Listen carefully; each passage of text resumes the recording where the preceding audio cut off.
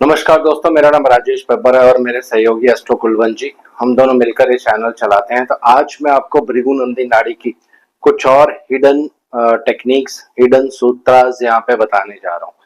बहुत सारे different different तरह के कॉम्बिनेशंस आज मैं आपको बताऊंगा। एक पर्टिकुलर कोई टॉपिक या सब्जेक्ट नहीं है आज।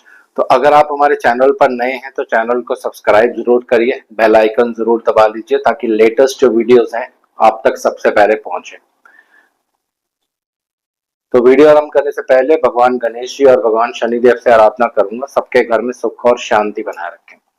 तो आइए वीडियो आरंभ करते हैं। एक बहुत ही इंपॉर्टेंट कॉम्बिनेशन है शनिदेव और राहुदेव। जी हाँ, शनिदेव और राहुदेव। जैसे मैंने आज आपको बता दिया है कि अलग अलग जो है कॉम्बिनेशंस आज मैं आपको बताने जा रहा हूँ। शनिदेव और राहुदेव, बहुत से लोग जब कुंडली देखते हैं और ये कॉम्बिनेशन उनको दिखाई देते हैं तो अक्सर उनके मन में एक सिंपल सा एक क्वेश्चन आता है कि ये एक श्रापित दोष है। लेकिन जब आप प्रैक्टिकल इन कॉम्बिनेशंस को स्टडी करते हैं बहुत सारी कुंडलियों पे तो ऐसा कुछ भी नहीं होता है। लेकिन इसके लिए कुछ रूल्स हैं जो आपको फॉलो करने पड़ते हैं।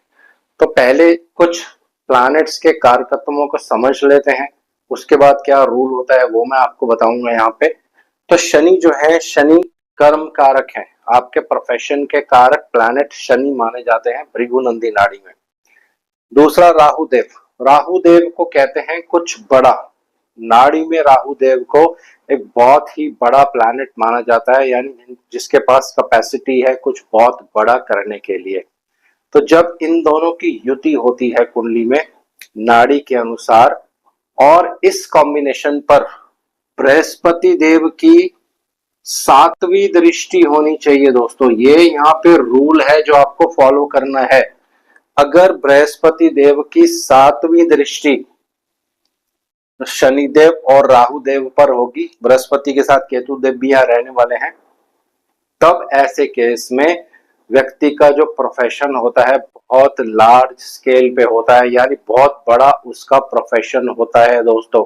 वो ज्यादातर ऐसे लोग आपको दिखेंगे विदेशों में काम करते हुए, एमएनसी कंपनीज में काम करते हुए, क्योंकि राहु जो है एक विदेशी प्लैनेट है, शनि आपके कर्म है, जुपिटर क्या है, किसी चीज को एक्सपेंड करते हैं। जब जुपिटर की सातवीं दृष्टि जहां भी पड़ती है वो एक्सपेंशन करते हैं, ग्रोथ करते हैं। तो ये कॉम्बिनेशन इस तरह से इसको आपको रीड करना है। सीधा आपने शनि राहु का कॉम्बिनेशन देखा तो बिल्कुल भी नेगेटिविटी आपके मन में नहीं आनी चाहिए। पहले बाकी एस्पेक्ट्स जरूर आपको, बृहस्पति का एस्पेक्ट खास तौर पे इस पे स्टडी कर लेना है दोस्तों।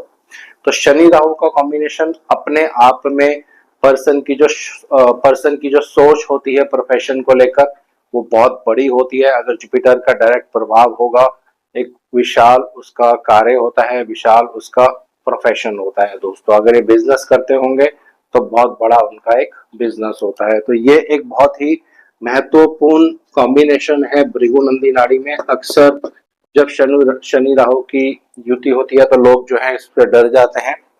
दूसरा कॉम्बिनेशन है बृहस्पति और राहुदेव का।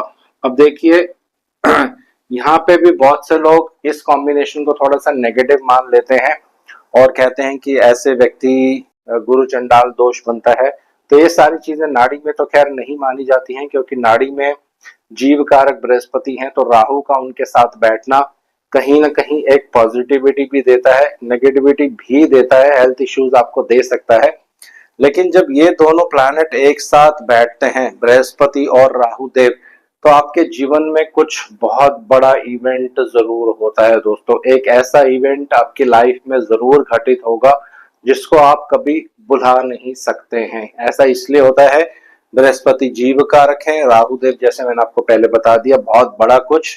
तो इन दोनों की जब युति होती है तो पर्सन हाईली इंटेलिजेंट होता है, देखने में बहुत सुंदर होता है और उसकी लाइफ में एक ऐसा इंसिडेंट जरूर होता है जो उसको सदा सदा अपने जीवन में याद रहता है दोस्तों। ज्यादातर ये इवेंट नेगेटिव होता है। तो ये दो कॉम्बिनेशंस हैं। तो ये तो ये दो कॉम्बिनेशंस हैं जिनके बारे में थोड़ा सा मैं आज आपको बताना चाहता था। ये बहुत ही महत्वपूर्ण कॉम्बिनेशंस हैं, गुरु और राहु और शनि और शनि राहु और गुरु और राहु। अब आगे बात करते हैं, बहुत से लोगों की कुंडली में आप एक कॉम्बिनेशन देखने वाले हैं जो बहुत ही महत्वपूर्ण है। तो उदाहरण के लिए ये जो है ये 5 नंबर साइन है, इसके अंदर अगर शनिदेव और मंगल देव इन दोनों की युति हो जाती है, यानी आप मान के चलिए कि ये जो भाव है ये 5 नंबर राशि है, भाव नहीं है, सॉरी 5 नंबर राशि है, और यहाँ पे युति हो जाती है शनिदेव और मंगल देव की। तो आप बहुत सी कुंडलियां चेक करके देखिए, ऐसे लोगों को हमेशा या तो सर्वाइकल प्रॉब्लम रहता है या उनके बैक में यानी कमर में हमेशा दर्द करेगा। जैसे जैसे आपकी एज बढ़ती जाएगी ये कॉम्बिनेशन पूर्ण रूप से एक्टिव हो जाता है और ये फिर कमर में दर्द करवाता है दोस्तों। ये बहुत ही एक इम्पॉर्टेंट कॉम्बिनेशन है, इसको कुंडलियों पे आपको जरूर जरूर स्टडी करना चाहिए।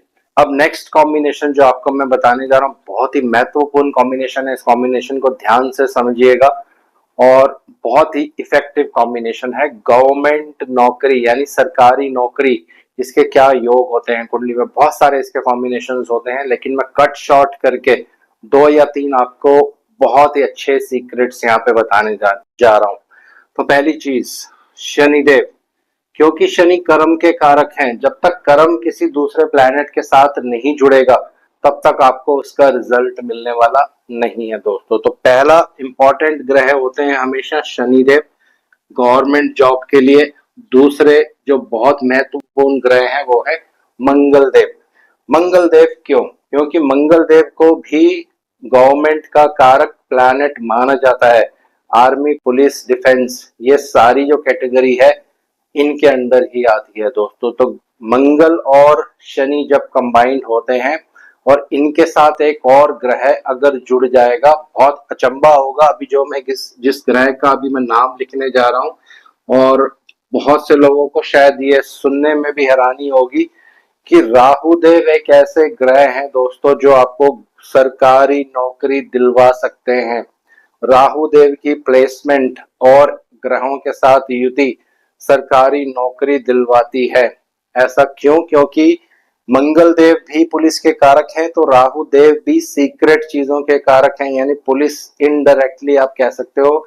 सीक्रेट इंटेलिजेंस एजेंसीज जो होती हैं, जो गवर्नमेंट की एजेंसीज होती हैं सीक्रेट, उसको राहु देव इंडिकेट करते हैं। तो ये भी गवर्नमेंट के अंडर ही आता है दोस्तों, इसीलिए राहु देव को एक बहुत इंपॉर्टेंट प्लैनेट माना जाता है जब आप सरकारी नौकरी की बात करते हैं। तो अब ये 3 ग्रह अगर आपके एक साथ हैं या तीनों ट्राइन में हैं, क्योंकि नाड़ी के जो रूल्स होते हैं, जो ट्राइन में प्लैनेट्स बैठे रहते हैं उनको हम युति के तौर पर कंसिडर करते हैं दोस्तों। तो ये 3 ग्रह अगर एक साथ हैं, अब इसमें रूल्स हैं कुछ जो आपको फॉलो करने पड़ेंगे। तो इसका पहला रूल है, अगर ये तीनों एक साथ हैं और बृहस्पति और सूर्यदेव, कंडीशन यहाँ पे ये है, ये कंडीशन फुलफिल होगी तभी एक बहुत बड़ी पोस्ट व्यक्ति को गवर्नमेंट जॉब में मिल जाती है। ज्यादातर ऐसे लोग, बहुत सी कुंडलियां मैं डेली चेक करता हूँ, बहुत बड़े आईपीएस ऑफिसर्स होते हैं। और भी कॉम्बिनेशंस होते हैं कुंडली में, लेकिन ये उनमें से एक सिलेक्टेड कॉम्बिनेशन है। जैसे मैंने आपको बताया था कि मैं कुछ सिलेक्टेड कॉम्बिनेशंस आपको बताने वाला हूँ। तो इनकी 7वीं दृष्टि अगर इस कॉम्बिनेशन पर पड़ जाएगी तो ऐसे व्यक्ति बहुत बड़ी आईपीएस पोस्ट पर या बहुत बड़ी किसी टेक्निकल गवर्नमेंट पोस्ट पर काम करते हैं। ज्यादातर आईपीएस से ही ये रिलेटेड होता है, पुलिस से ही रिलेटेड होता है, क्योंकि शनि कर्म है, मार्स पुलिस है, राहु सीक्रेट चीजों को इंडिकेट करते हैं। तो कहीं ना कहीं ये आर्मी, पुलिस, मिलिट्री, डिफेंस इनको ही इंडिकेट करते हैं। लेकिन इन पर बृहस्पति की दृष्टि होनी जरूरी है, क्योंकि बृहस्पति को नाड़ी में कहते हैं पब्लिक डीलिंग। जब तक बृहस्पति बीच में नहीं आएंगे पब्लिक डीलिंग आपका नहीं होने वाला है दोस्तों। और सूर्य देव को कहते हैं गवर्नमेंट से नेम एंड फेम मिलना, क्योंकि ये गवर्नमेंट के प्लैनेट हैं। तो जब ये दोनों मिलकर देखते हैं तो आप कॉम्बिनेशंस कुंडली में चेक करिए, बहुत अच्छे अच्छे जो चार्ट्स तो बहुत अच्छे अच्छे जो चार्ट्स मिलेंगे आपको, उनमें ये कॉम्बिनेशन आपको मिलने वाले हैं। तो राहु देव को एक बहुत ही इम्पोर्टेंट प्लैनेट आपको सदैव लेना है कुंडली में। अगर ये आप मिस करेंगे तो फिर बहुत सारी चीजें आप कुंडली में मिसमैच कर सकते हैं, यानी प्रेडिक्शंस आपकी ठीक नहीं बैठेंगी। अब कई बार आप ये भी देखेंगे कि शनि, मंगल, राहु और गुरु, ये चारों एक साथ भी अगर कुंडली में होंगे, तब भी आप ये मान के चलिए कि ऐसे पर्सन्स गवर्नमेंट एजेंसीज में काम करते हैं, पुलिस वगैरह में काम करते हैं, या उनकी हमेशा पब्लिक डीलिंग बहुत ज्यादा होती है। अब तीसरा कॉम्बिनेशन है, एक बहुत ही महत्वपूर्ण कॉम्बिनेशन है, शनि और बृहस्पति। ये बहुत ही इंपॉर्टेंट कॉम्बिनेशन है। जब शनि और बृहस्पति आमने सामने रहते हैं, साथ में रहते हैं, 3-11 एक्सेस में, यानी एक दूसरे से तीसरे और 11वें भाव में रहते हैं, तब ऐसे पर्सन्स हमेशा पब्लिक डीलिंग करते हैं दोस्तों। ये कॉम्बिनेशन ही है पब्लिक डीलिंग का। ऐसा क्यों होता है? शनि कर्म कारक है, बृहस्पति आपके पब्लिक डीलिंग है, जो मैंने आपको पहले बता दिया। तो बहुत सी कुंडलियों पे आप ये चेक करिए, अगर अभी आप पब्लिक डीलिंग नहीं कर रहे हैं तो इन फ्यूचर बिल्कुल 100% ये कॉम्बिनेशन है। शनि के सामने बृहस्पति हो, शनि के साथ बृहस्पति हो, शनि के तीसरे 3rd-11 एक्सिस में बृहस्पति का अगर रोल हो, तो ऐसे लोग पब्लिक डीलिंग जरूर करते हैं दोस्तों। ये बहुत ही इंपॉर्टेंट कॉम्बिनेशन है। चलिए, तो बहुत सारी अब एक बहुत ही इंपॉर्टेंट कॉन्सेप्ट मैं आपको यहाँ पे बताने जा रहा हूँ। अच्छे एस्ट्रोलॉजर्स की कुंडली में और क्या अच्छे कॉम्बिनेशन होते हैं। तो एक बहुत ही महत्वपूर्ण योग है, इसको कहते हैं मोक्ष कर्मा गुरु योगा। मोक्ष कर्मा गुरु योगा, आप स्क्रीन पर भी बड़ा बड़ा देखेंगे, लिखा हुआ आएगा। तो मोक्ष कर्मा गुरु योगा क्या होता है, इसको पहले समझ लेते हैं। तो मोक्ष जो होता है, इसके कारक केतु होते हैं।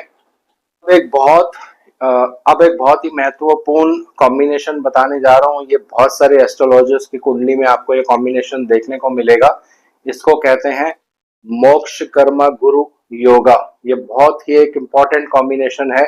इसका मतलब क्या होता है पहले ये समझ लेते हैं, लेकिन इसके कुछ रूल्स हैं। रूल्स मैं आपको पहले बता देता हूँ।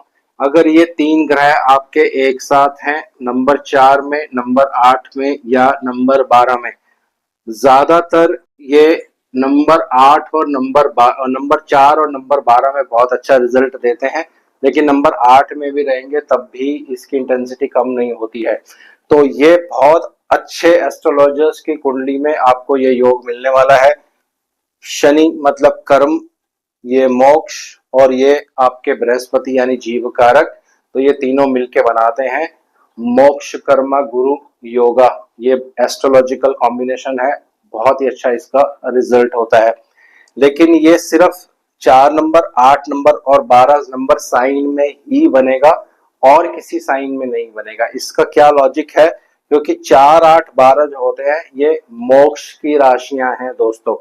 इन्हीं तीनों में अगर ये ग्रह रहेंगे तो ऐसे व्यक्ति, इनको मोक्ष का बहुत भरपूर ज्ञान होता है, यानी स्पिरिचुअल चीजों का, एस्ट्रोलॉजी का, इन चीजों का भरपूर ज्ञान होता है दोस्तों। अब बात करते हैं, इसी में एक और एडिशन मैं और कर रहा हूं। अगर ये कॉम्बिनेशन आपका है नंबर 4, नंबर 8 या नंबर 12 में, किसी साइन में भी हो सकता है, और बुध देव का सीधा एस्पेक्ट हो, यानी 7th एस्पेक्ट बुध देव का इस पे पड़ रहा हो, तो फिर ये एक और फाइनल कॉम्बिनेशन में डेवलप हो जाता है। यानी ये बहुत बड़े एस्ट्रोलॉजर की कुंडली हो सकती है। अगर ये कुंडली आप देख रहे हैं तो इसको कहते हैं मोक्ष कर्मा बुद्धि गुरु योगा। क्योंकि यहाँ बुद्धि यानी मरकरी भी बीच में आ गया है, तो ये अपने आप में एक बहुत बड़ा कॉम्बिनेशन है एक अच्छे और फेमस एस्ट्रोलॉजर बनने का दोस्तों।